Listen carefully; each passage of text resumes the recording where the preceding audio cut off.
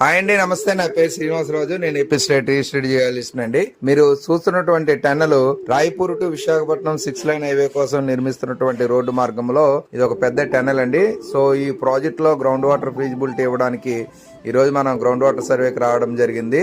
So అదే విధంగా మన ఆంధ్రప్రదేశ్ లో ఉన్నటువంటి భోగాపూర్ ఇంటర్నేషనల్ ఎయిర్పోర్ట్ అవనివ్వండి, సో వైజాగ్ లో ఇన్ఆర్బిట్ మాల్ గానీ, వైజాగ్ లో సిఎంఆర్ కర్లాన్ టవర్స్ గానీ, ఇలాంటి మంచి మంచి ప్రాజెక్టులో మన యొక్క హస్తం అనేది మన గ్రౌండ్ వాటర్ ఫీజిబిలిటీలో చాలా ఉన్నాయండి.